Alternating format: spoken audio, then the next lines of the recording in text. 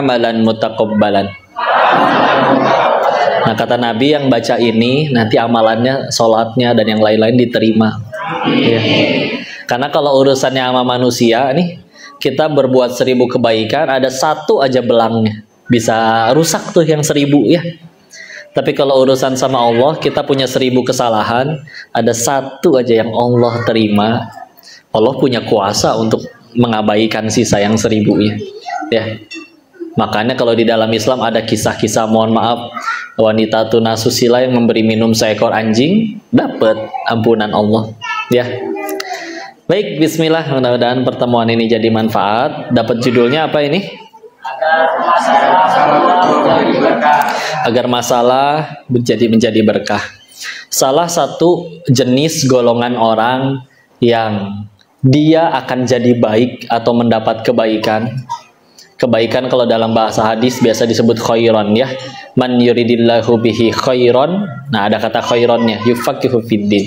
Cuman kata khairon ini secara lugawi memang kebaikan. Tapi kalau secara terjemah hadis, syarah hadis, beberapa guru hadis kami menyebutkan khairon kalau udah di dalam bahasa hadis itu bisa diartikan surganya Allah. Jadi kayak misalkan contoh, man yuridillahu bi khairan yufaqihu fiddin. Hadis dari sahabat Muawiyah bin Abi Sufyan. Mendengar Nabi berkata, man yuridillahu bi khairan yufaqihu fiddin. Barang siapa Allah menginginkan kebaikan kepada orang tersebut, nanti Allah akan pahamkan dia kepada agama. Khairan di situ artinya, salah satu artinya adalah surganya Allah. Jadi bisa kita bahasakan seperti ini. Kalau Allah pengen orang ini masuk ke dalam surga, Allah bakal apain orang ini? Yufaqihu fiddin, salah satunya. Allah akan fahamkan dia agama. Kok gimana caranya tiba-tiba paham agama? Kan mustahil langsung hafal 30 juz. Kecuali flash disk ada 30 juz tinggal dicolok langsung ke copy. Kan kita nggak kayak gitu ya. Terus gimana? Allah bikin dia jadi pengen datang ke majelis ilmu. Meskipun diseret, meskipun dipaksa, atau enggak tadi perasaan diangkot, supir angkotnya dengar murotal, itu ayat artinya apa ya? Akhirnya Quran yang berdebu di rumah itu akhirnya kembali dibuka, dan itu menyentuh hatinya. Itu juga termasuk, ya. Jadi berdasarkan hadis yang tadi, Bismillah, ini yang udah hadir di majelis ilmu ini husnuzon. Berarti ini orang-orang yang Allah pengen nanti semua yang ada di sini juga ada di dalam surganya Allah. Ini adalah kata hadis yang tadi ya. Selanjutnya kalau kita bicaranya tentang masalah, salah satu orang yang juga diberikan kebaikan oleh Allah, Allah pengen dia dapat baik, Allah pengen dia dapat khairon, atau kalau terjemahan yang tadi berarti Allah pengen dia ke surganya Allah, adalah orang-orang yang apa? Yang diberi kemampuan untuk melihat kekurangan dirinya sendiri. Oh, ini mahal, jangan dikira sesuatu yang remeh, karena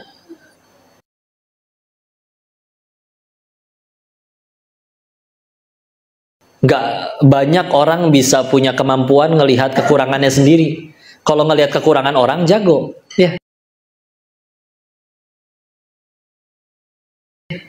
Kadang bukan kekurangan guys, dianggap kurang terus. Tetangga ganti tas siapa tuh? Paling minjem ke mertuanya. KW lah, KW tuh. Ya, dengki jadinya. Ya, gampang kalau buat nyari kekurangan orang ya. Padahal kalau emang pengen, minta ke Allah. Ya Allah, pengen tas yang kayak tetangga saya ya Allah. Boleh.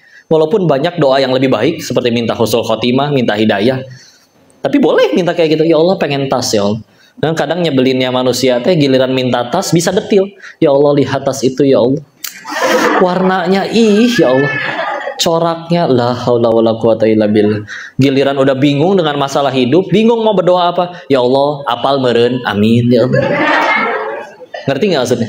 Jadi ibarat berdoa tuh, ya Allah, tahu kali, amin. Ya iya, Allah mah Maha tahu udah, tapi malas amat ya.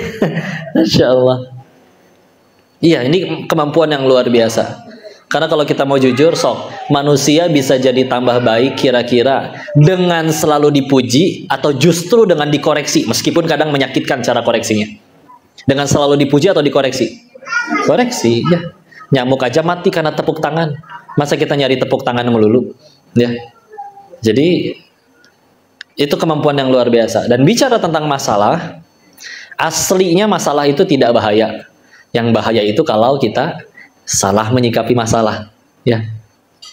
Nanti kita akan lihat contoh-contohnya. Tapi asli masalah itu nggak bahaya. Bahkan masalah itu bisa jadi jalan kita tambah hebat, tambah baik, tambah luar biasa. Yang bahaya kalau kita salah menyikapi masalah. Contoh, suami selingkuh, masalah nggak Bu?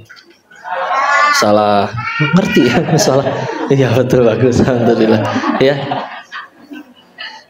Tapi semenjak akhirnya kejadian itu terjadi, si sang istri jadi mulai rajin tahajud, nggak pernah bolong, ikut pengajian, mulai berpakaian syar'i, mulai belajar Quran, tahu-tahu bacaannya udah bagus, sudah diizinkan menghafal, menghafalnya dipermudah, bahkan sekarang sudah mengajar. Bisa jadi gara-gara itu dia surganya lebih terjamin daripada yang suaminya nggak selingkuh. Ya. Meskipun yang suaminya nggak selingkuh, jangan disuruh selingkuh sama ibu. Abang selingkuh dong. Kalau nggak saya gimana penggugur dosanya? Nah, nggak gitu konsepnya bos ya. Itu. Nggak rugi. Contoh yang lain. Pandemi kemarin masalah nggak? Salah. Kawannya ayah saya usahanya bangkrut sebelum pandemi. Sebagian bisnis memang harus habis dimakan zaman ya. Karena sekarang setiap handphone udah ada kamera. Dulu kan pakai yang harus dicuci itu tuh, yang ada klisenya. Iya, jadi kan harus bangkrut, pasti habis dimakan zaman. Udah gitu sisa tinggal semua asetnya dijualin tinggal 100 juta katanya. Udah mah habis dijualin semua, besok lockdown PSBB. Wah, bertambah-tambah. Tapi mindsetnya bagus, fa inna ma'al usri yusra, inna ma'al usri yusra. Enggak mungkin nggak ada kemudahan di balik kesulitan ini. Orang makin banyak kebutuhan, orang makin banyak masalah aja pasti makin banyak kebutuhan. Maka Allah berikan ide, kayaknya orang bakal butuh masker dan hand sanitizer. Dorong semua modalnya. Nggak nyampe 6 bulan, 100 jutanya udah jadi 800 juta. Segitu nggak nimbun tuh. Ya, normal we jualan, emang permintaan aja banyak. Ya. Dia sendiri bilang kalau misalnya nggak ada pandemi mungkin beda cerita. Ya. Jangan alergi sama masalah. Ya. Atau ada lagi orang kayak gini. Dia tinggal di dalam gang, angkot nggak lewat, motor nggak punya, tapi tiap hari harus berangkat kerja. Masalah. Di tempat lain ada yang punya motor tapi nganggur. Masalah. Dipersatukanlah dua orang bermasalah tadi dalam satu aplikasi. Apa? Micet? Bukan. Ya, bukan. Ojek online. Ya, ojek online. Ya. Asal ojek online-nya jangan dipakai buat chattingan yang enggak. Ups. Kita tidak boleh menyebut siapa-siapa. Ya, insyaallah. Terus, kalau si penemu aplikasinya minimal untuk dunianya dia lebih sukses dari orang kebanyakan, ya wajar, beresin masalah orang. Jadi jangan alergi ya sama masalah. Coba ya, orang gimana badannya pengen gede kalau nggak mau angkat-angkat beban. Ya, coba sampai diledekin sama kuli gitu. Kuli mah di pasar ngangkat beban dikasih duit. Orang yang pengen badannya bagus nge-gym udah mau keluar duit, dia yang gotong-gotong barang. Ya, kan diledekin jadinya ya. Tapi ya udah, tidak mengkhianati hasil tidak, proses tidak mengkhianati. Tenang, jangan alergi ya. Kalau kita ngelihat orang-orang yang dimuliakan oleh Allah, kayak contoh 4 wanita yang derajatnya paling tinggi di surganya Allah. Ibunda Khadijah radhiyallahu anha, putri Rasulullah Fatimah Az-Zahra radhiyallahu anha, ibunya Nabi Isa, Maryam, dan juga Asiyah, istrinya Firaun. Apa mereka mendapat derajat setinggi itu di dunia karena hidup enak atau hidup pahit?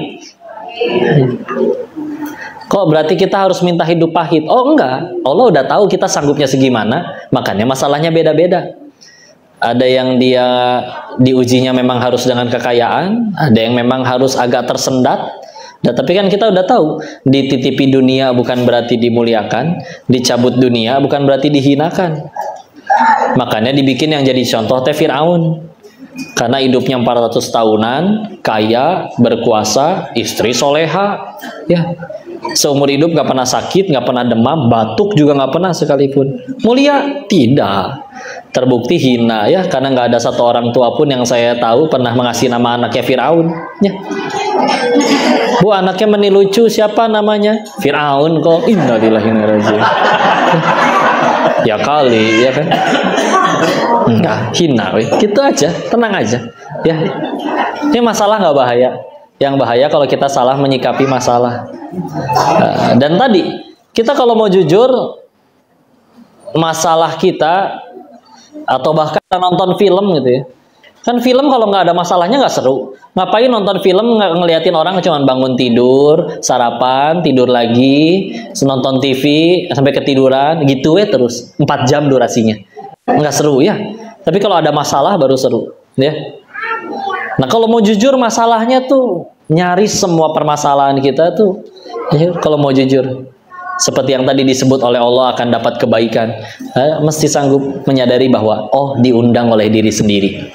Ya, nggak percaya? Coba lihat film-film azabmu.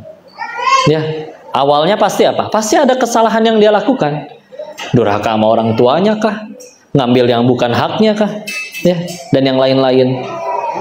Kok? Tapi yang hidup lempeng juga ada masalah. Nanti ada bedanya. Karena kepahitan itu ujungnya cuma 2. 1 gugurin dosa, 2 meninggikan derajat. Dan demi Allah dua-duanya baik. Ulangi, ini kudu hafal. 1 gugurin dosa, 2 meninggikan derajat. Dan kita perlu dua-duanya buat ke surganya Allah. Jadi kalau kita pengen bedain, kok gimana cara bedain bahwa kepahitan yang sedang saya alami ini buat gugurin dosa atau ninggiin derajat saya sih? Misalkan gitu. Kalau buat gugurin dosa, sederhana. Pasti perih luar biasa. Ya. Lihat yang koruptor ketangkep, nggak ada yang dengan senang hati. Ya. Pasti ngambek. Ya. Kenapa teman saya yang 9 nggak ditangkap, saya sendiri yang ditangkap? Oh iya, dan tolong jangan diperhalus ya. Maling gitu ya. Koruptor terlalu lembut ya. Sama kayak ada anak SMA kajian waktu itu, ditanya pesan dari gurunya supaya jangan pada pacaran. Ya udah saya tanya, adik-adik pada punya pacar nggak? Enggak, kami punyanya support system kok. Ya elah, support system cina. Apa kegiatan support system kalian teh? Gandengan tangan ya, maksiat mah maksiat aja ya, jangan diperhalus. Ya sama maling ya. Maling nggak ada yang dengan senang hati ya. Alhamdulillah ditangkap. Nggak mungkin ya. Maling seperti itu. Dan ketika akhirnya untuk menggugurkan dosa, pasti perih. Kayak contoh, pemuda diputusin pacar, nangis dia. Tapi nanti nangis juga ada 2. Ada yang nangisin masalah, ada yang nangisin dosa penyebab masalah. Beda tidak? Kira-kira yang mana bikin masalah selesai? Nangisin masalah atau nangisin dosa? Dosa.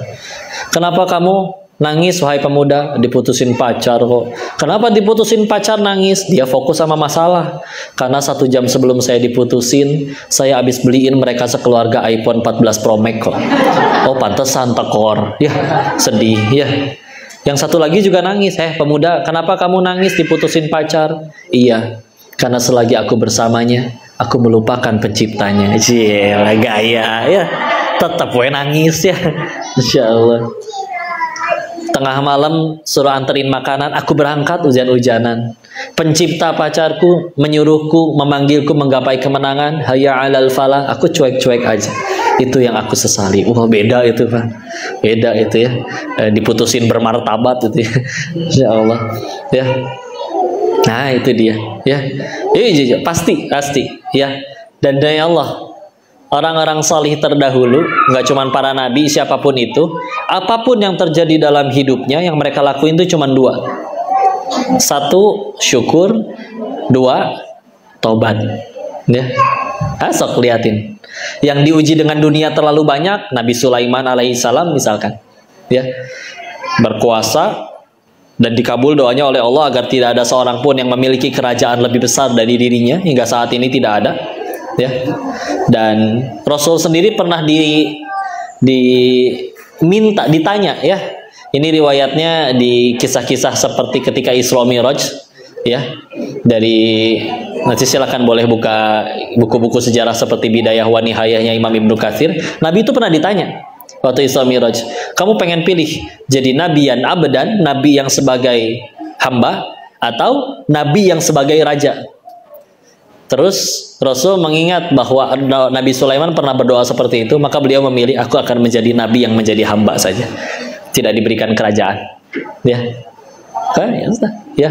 Dan ketika akhirnya diberikan kerajaan, terus dapat istri ratu dari negeri Saba, negeri luas yang makmur, yang singgasananya aja terbuat dari berlian sebesar lapangan bola, dan anak buahnya Nabi Sulaiman rebutan pengen mindahin. Silakan dibaca surat 27 ya, An-Naml.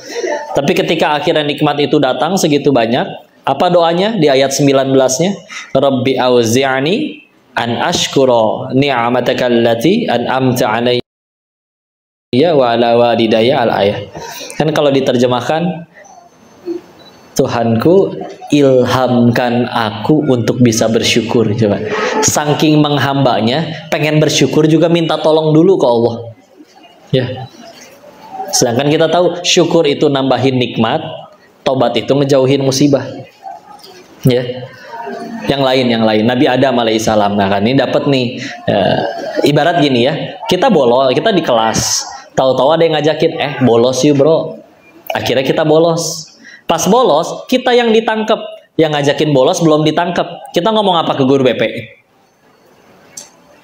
Kan saya mah cuma diajak, betul? Ya kan Nabi Adam bisa ngomong kayak gitu. Ya Allah, pan engkau tahu saya teh diajak ku si eta. Tahu ya atau dihukum. Tapi beliau bukan orang Sunda ya. Jadi gitu, ya. Tapi enggak, apakah nyebut-nyebut iblis? Enggak. Surat ke-7 ayat 23, Rabbana zalamna anfusana wa illam taghfir lana wa tarhamna lanakunanna minal khasirin. Wahai Tuhan kami yang zalim. Enggak nyalain siapa-siapa. Udah, we. Dan jika engkau tidak mengampuni dan merahmati kami yang rugi. Nah, tapi kan dia memang jadi korban kok. Iya, tapi dia tahu Allah nggak mungkin diam. Pasti ada hukumannya untuk neraka juga. Ada kutipan ya di kitab tadi Bidayah wa Nihayah Imam Ibnu Katsir. Jadi setiap kali manusia baca Quran, terus kan ada ayat sajdah, tahu nggak? Yang ada gambar sajadahnya tuh. Kan itu kita disunahkan buat sujud sunnah ya, walaupun tidak wajib.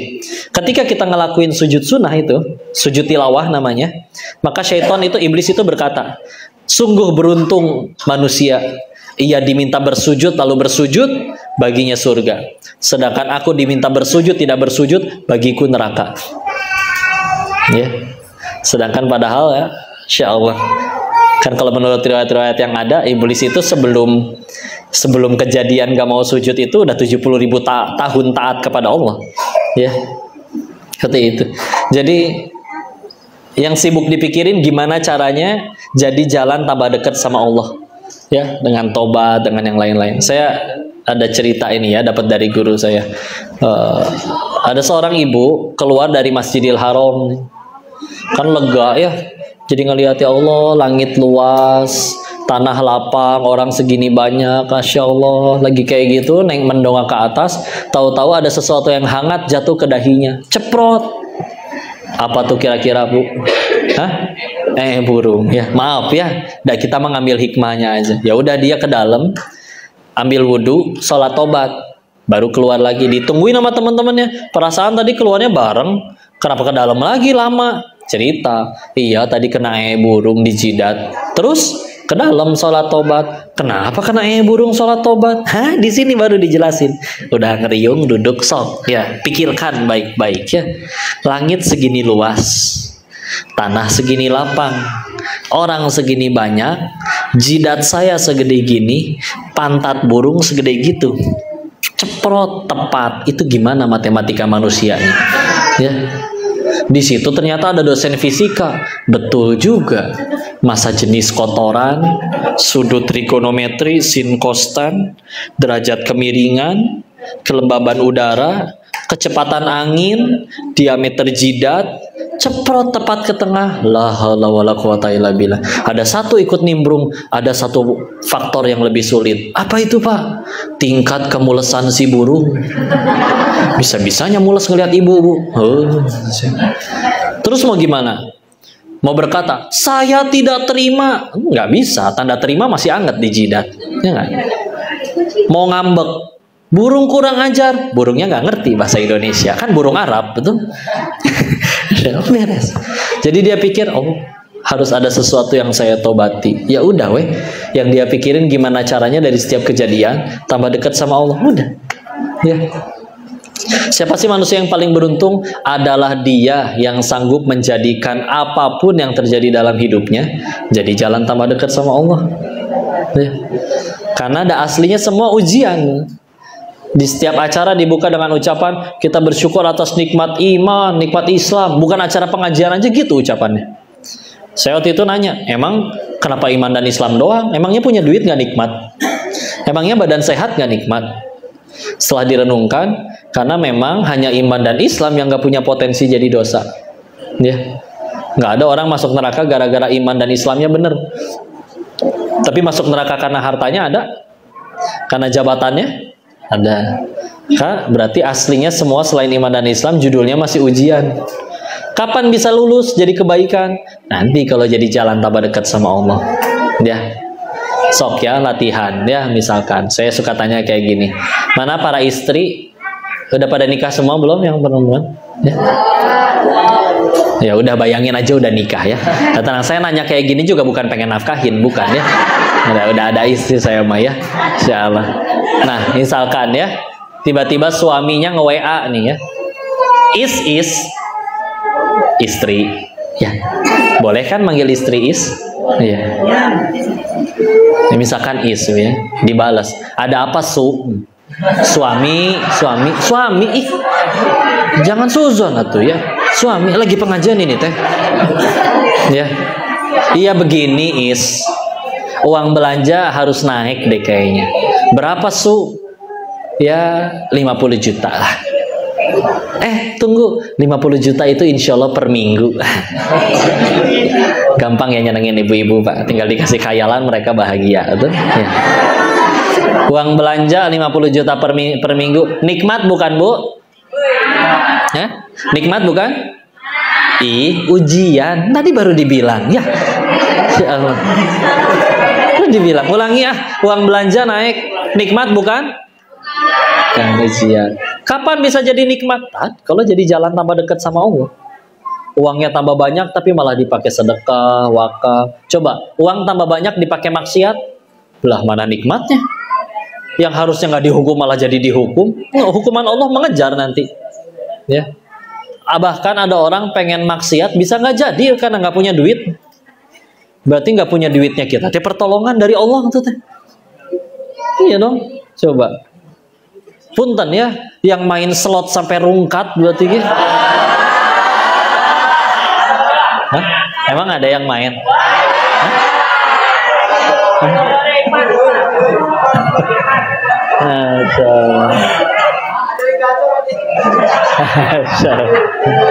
Jangan ya.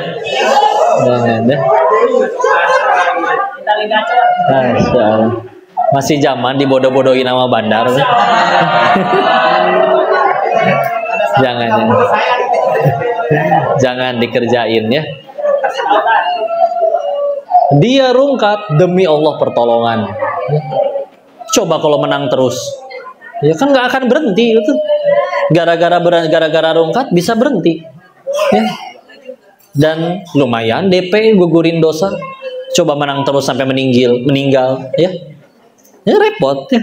Kalau balasannya dibalas setelah kematian tuh lebih repot ya. Meskipun sok-sok tabah lah dengan setelah rungkat gitu ya, Masya Allah. Tapi nggak rugi, dah asli, beneran ya. Rugi mah satu lah, tambah jauh dari Allah aja ya. Cuman kenapa kita masih gampang sedih? Ya kitanya sih meletakkan bahagianya pada apa yang kita suka, bukan apa yang Allah suka ya.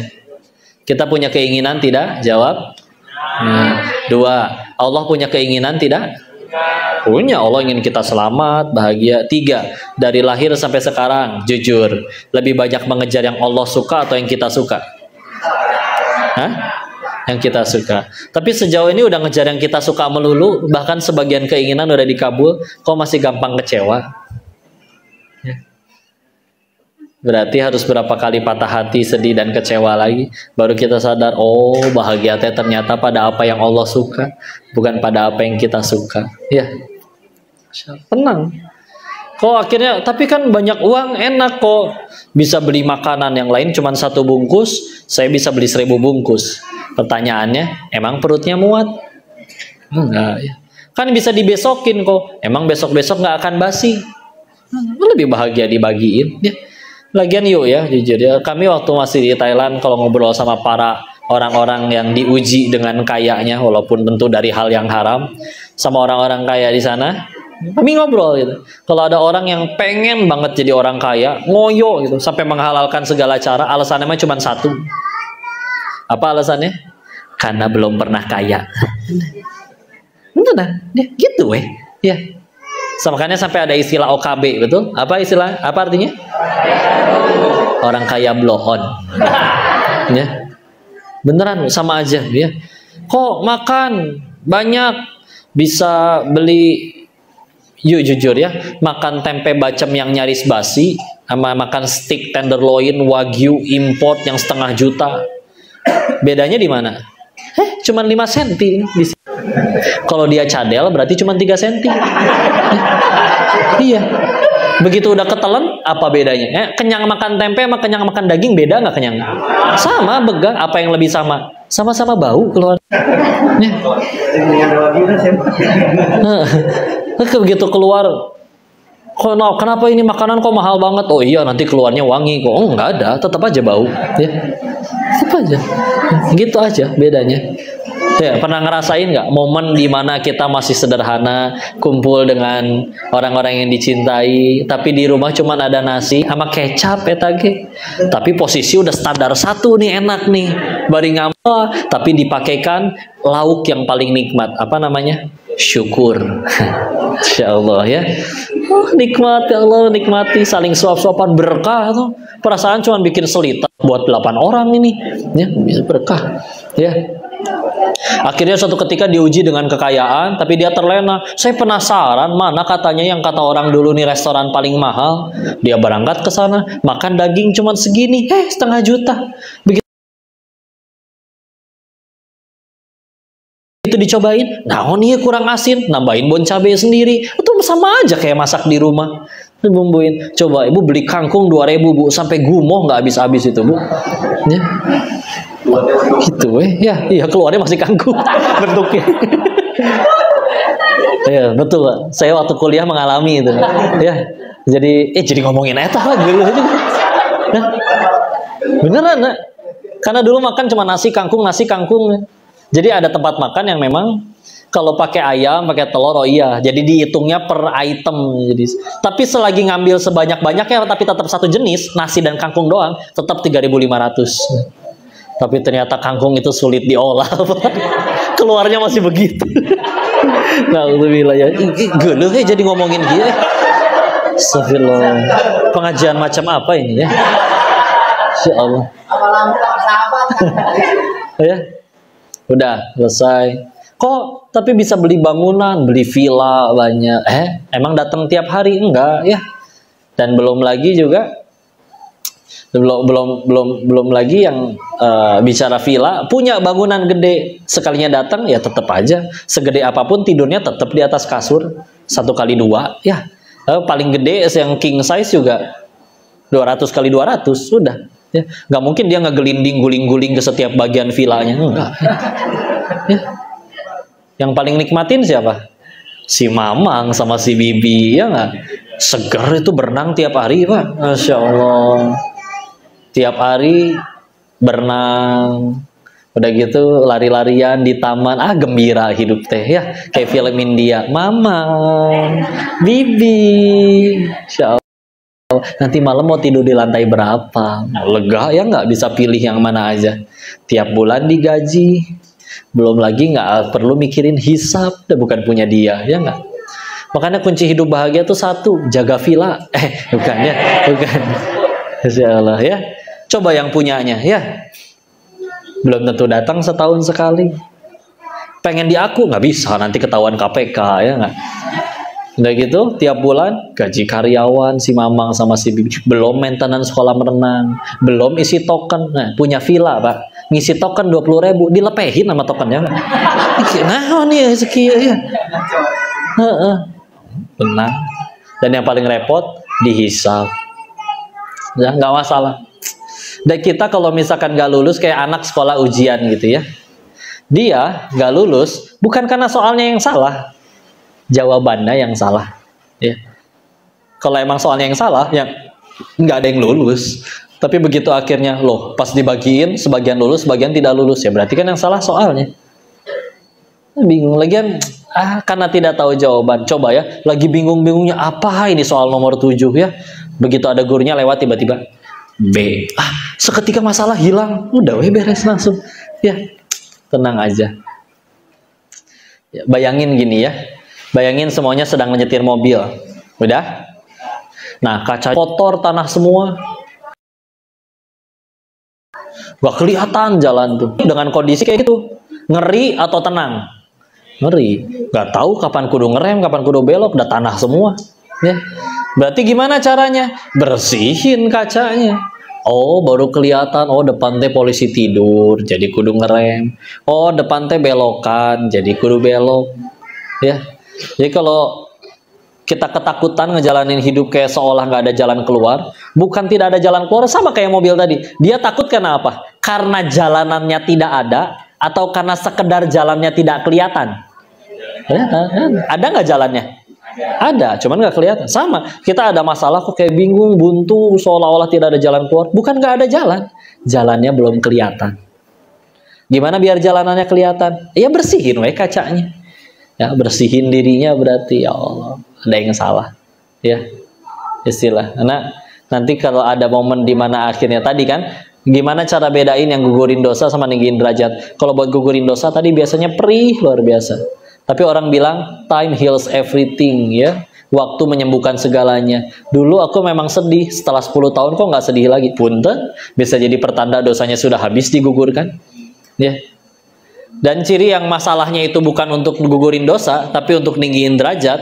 Apa perbedaannya? Dia biasanya gitu ya udah biasa aja, nggak kayak menurut orang kayak masalah dia tuh berat banget, tapi dianya sendiri udah gitu masalah. Gimana ya, dijahatin ngambek juga rugi. Udah, setiap kali ada orang zolim ke kita, Allah nggak tidur, malaikat nggak tidur. Cepat atau lambat, suka tidak suka, dia tidak tobat, datang tuh balasan buat dia. Maka dia jadi sadar, ngapain saya marah, ngapain saya balas dendam, capek ngotor-ngotorin tangan sendiri. Udah mah pas dijahatin sama dia, saya yang keguguran dosa, jadi bisa tambah dekat ke surganya Allah. Sok coba mikir, ya Allah, kamu kan udah berbuat baik tapi dijahatin, saya mah bakal mati, cita-cita ke surga. Terus Nabi Adam aja diusir dari surga, padahal dosa 1. Kita yang pengen ke surga, emang dosanya cuma 1? Enggak. Terus mau ke surga pakai cara apa? Sholat lupa rakaat melulu, istighfar jarang, sedekah diirit-irit. Berarti kan perlu penggugur dosa. Tahu-tahu dia mencaci. Lumayan fasilitas. Makanya pengen nganterin bolu nih ke dia. Enak ya. Tapi kamu digali-gali aibnya. Sok lihat ya. Orang yang ngegali aib itu, wah, dia sampai begadang nyariin foto kita di Facebook yang paling dulu, yang paling culun, ya. Nyampe begadang, kurang tidur, kurang makan, besoknya tipes. Orang yang ngakunya cinta sama kita aja nggak segitunya tuh, ngerelain waktu, berarti aslinya dia kayaknya yang paling cinta sama kita. Tambah lagi lah bolunya. Jangan lupa stok kue bolu di rumah ya. Tapi kan aib kamu jadi diumbar ke orang. Yang disebut oleh orang lain lebih sedikit daripada kehinaan saya yang asli. Allah tahu saya pas sendirian pernah ngapain aja. Enggak dibongkar. Lagian dihina, coba ya cek sok misalkan. Denis, monyong kamu? Apa mulut saya langsung mancung? Ya. Malah yang nyebut kata monyong yang harus majuin bibir. Coba praktekin Bu. Nyebut monyong tanpa majuin bibir. Susah ya, nggak bisa ya. Tenang aja, nggak rugi gitu dunia mah. Tapi kan kamu jadi dimusuhin sama orang-orang. Udahlah, Nabi aja yang sempurna masih ada yang musuhin, masa saya yang hina betulan nggak ada yang musuhin? Lagian kan berbuat baiknya bukan supaya dia suka, biar Allah suka.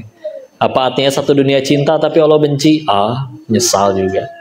Tapi kan kelakuannya nyebelin. Alhamdulillah meninggal nggak ditanya kelakuan orang. Jadi saya ruginya belah mana? Enak ya, Insya Allah. Tenang. Dipuji juga sama Bu ya. Bu, kalau dikasih uang 100 juta suka nggak? Suka? Tapi palsu. Misal, nyadar nggak? Kadang kita juga suka loh dikasih yang palsu-palsu. Apa contohnya? Cinta. Wah, sering di PHP ini kayaknya.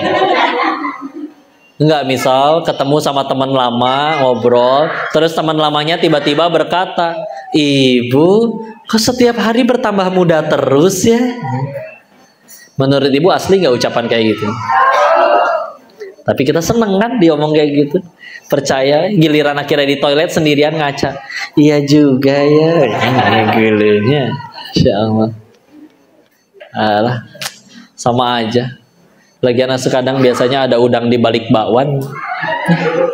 Muji, ada bisikan maut udahannya. Pinjam dulu 100. Insya Allah. Muji kayak gitu Bu. Ibu kok awet muda terus? Usianya berapa sih? Bisa aja kok. Aku udah 42 tahu kok. Masa kayak 41,5 tahu Bu? Lumayan Bu ya. Setengah tahun. Bu, jangan takut jadi tua ya. Kenapa jangan takut? Karena udah jadi, nggak bisa mundur lagi ya. Balikan doi kumaha kontrol Z nggak bisa ya. Tetap aja. Nggak perlu sibuk menjelaskan. Iya si Koko nggak tahu. Dulu ibu masih muda pakai seragam SMA lucu tahu kok. Iya Bu. Kalau ibu pengen tambah lucu, ibu pakai lagi seragam SMA-nya sekarang ya. Pecah insya Allah. Nggak rugi. Gitu-gitu aja. Asli ya. Dan bisa jadi gara-gara kepahitan itu kita tambah dekat ke surganya Allah ya. Nggak rugi. Dan ingat, Allah itu nggak pernah nyuruh kita nentuin takdir. Allah itu cuma nyuruh kita nurut ikhtiar ya. Kayak contoh-contoh ya. Ini kisah di surat Maryam, Bunda Maryam. Kan beliau juga diuji ya, udah masuk gitu solehanya, tahu-tahu hamil. Biasa netizen ya, maha benar netizen dengan segala komennya. Dijulitin, ya ukhta Harun, hei saudaranya Harun, saudara kamu nggak gitu, masa kamu tiba-tiba hamil? Enggak. Begitu akhirnya nggak apa-apa ya, ada anak-anak. Kalau saya yang nangis baru aneh ya. Tenang aja ya. Ya, Insya Allah. Nah akhirnya kan melarikan diri menjauh dari masyarakatnya. Udah gitu bersandarlah di pohon kurma, dimulai dari ayat 20-an ya. Nyandar di pohon kurma, terus kan minta tolong ke Allah, ya Allah saya perlu kurma ya. Apa perintah Allah waktu itu? Wa huzzi bijiz'in nakhlah ya, tusaqit 'alaiki rutoban janiyya. Kata Allahnya, goyang-goyangkan pohon itu. Pertanyaannya, kita kalau pernah lihat pohon korma ya, nanti silakan kalau nggak tahu pohon korma kayak gimana googling. Itu pohon korma, silakan pilih utus manusia yang paling kekar sekalipun, suruh jatuhin buah kurma dengan cara digoyang-goyangin pohonnya. Demi Allah nggak akan jatuh gitu. Karena emang cara panennya bukan digoyangin pohonnya. Ya. Terus ini gimana ceritanya? Wanita sendirian, lagi mules-mulesnya hamil gede, nyender di pohon korma, digoyang-goyangin, tenaganya segede apa? Kalau mau komplain ke Allah juga yang bener aja tuh, ya Allah masa digoyangin jatuh ya. Tapi nggak ada orang beriman mah, oh udah tinggal nurut takdir, sisanya urusan Allah. Ternyata digoyangin pun ya udah, tusaqit 'alaiki rutoban janiyya di ayat 25-nya ya. Lalu diperintahkan oleh Allah setelah jatuh rutobnya, fakuli washrobi wakurri aina, makan dan minumlah sesuka hatimu ya, bersenang-senanglah ya. Kita makan kadang begitu udah nggak masuk akal sesuai akal kita, pemimpinnya ganti, aturan berubah, rusak saya nih, hancur saya pasti nih. Tuh udah ya. Seolah-olah kayak dengan kecerdasan kita bisa memprediksi segalanya. Ketika tidak masuk dengan matematika kita, hancur gitu. Enggak ya. Kalau udah bicaranya takdir tuh matematika manusia nggak laku demi Allah. Kalau matematika manusia laku, apa kabar perang Badar? 313 lawan 1000. Pasukan mereka lebih lengkap, lebih banyak hewan ternak, kuda dan untanya. Enggak, tapi ya enggak. Oh, kita nggak pernah disuruh nentuin takdir. Tugas kita cuma nurut, takdir urusan Allah. Ya, ketika kita sudah bermain-main tentang takdir, udah tenang aja lah. Udah ditentuin itu mah, ya. Rezeki sama, nggak akan mati seseorang sebelum akhirnya dia terima semua yang sudah Allah janjikan di alam rahim, termasuk rezekinya. Ingat cerita bapak-bapak yang tenggelam ke sumur, minta tolong. Orang lewat, turunin timba, akhirnya dia selamat naik ke atas. Supaya tenang, bawa susu, dikasih dulu minum susu, beres minum susu baru ditanya, Pak, bapak kenapa bisa jatuh tadi? Cerita kan, nggak tahu ya. Tadi saya cuma berdiri di sini nih, jatuh lagi dia. Ya. Tapi jatuh yang kedua meninggal, Pak. Ya.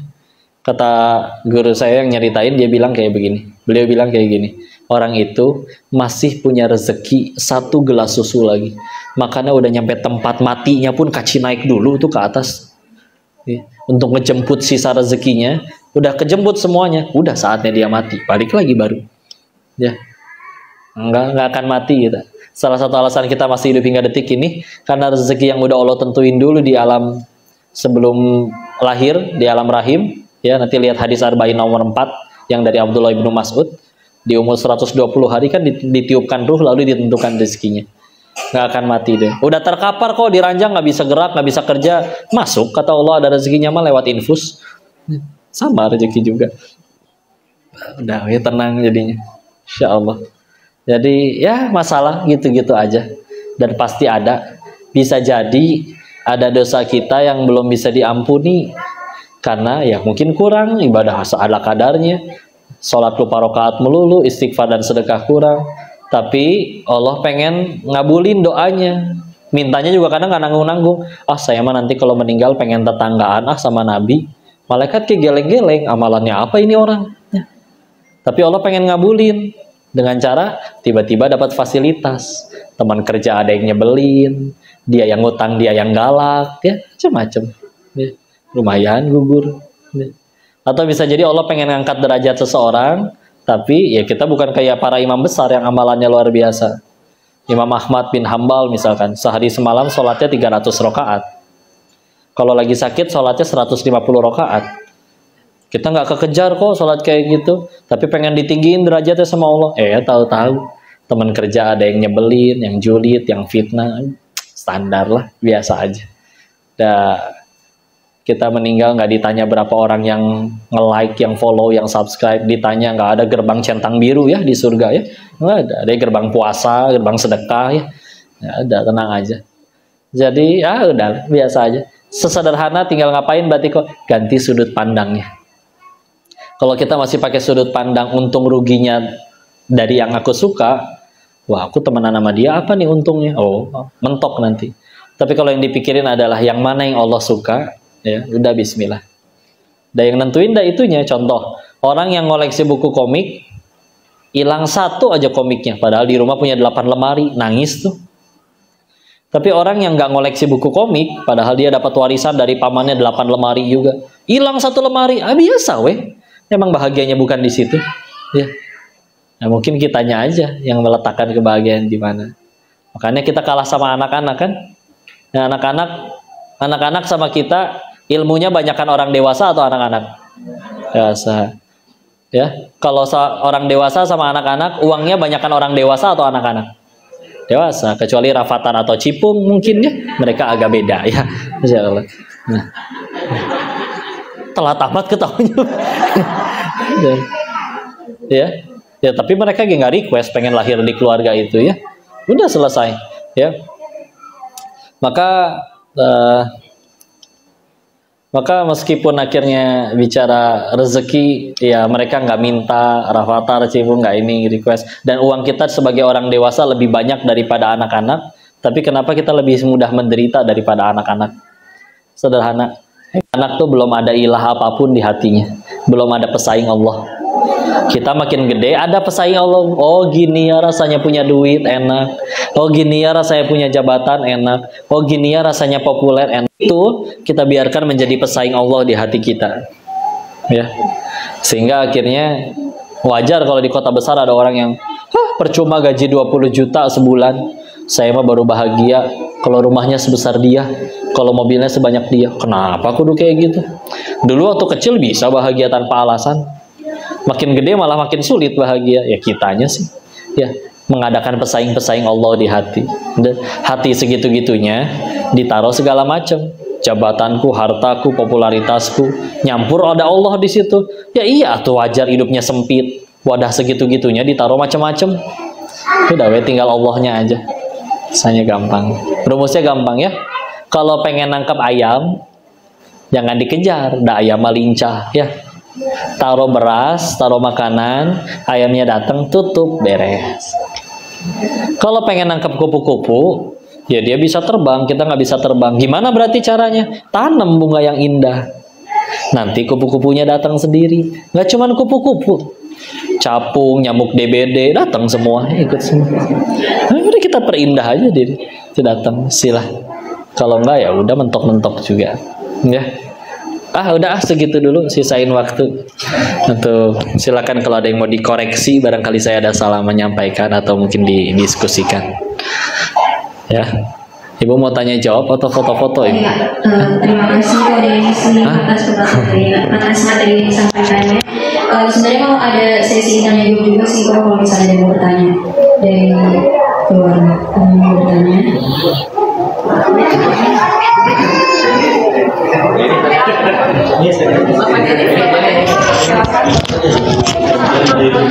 Namanya Dennis juga. Kelahiran tahun berapa? Waalaikumsalam. 92. Oh, tuaan saya. Saya 91 ya. Adiksa. Ini mau pertanyaannya menampung pertanyaan keluarga yang cowok-cowok yang masih muda khususnya. Iya. Mungkin keluar dari tema mengenai judi online tuh. Oke. Gimana cara menyikapinya? Kalau judi online itu kan menang ketagihan, kalah penasaran, sampai pinjam online segala macam. Itu gimana menyikapinya supaya benar-benar stop? Berhenti. Ya. Baik, Bismillah. Ginilah ya, kita kan diciptain teh bukan Allah iseng bikin manusia, enggak ya. Sama kayak orang bikin kulkas kan ada tujuannya. Apa fungsinya kulkas? Iya, dinginin badan. Kalau kulkasnya nggak dicolok terus dipakai buat naruh gamis sama kemeja, bisa nggak? Bisa mah bisa aja, tapi kan nggak sesuai itu.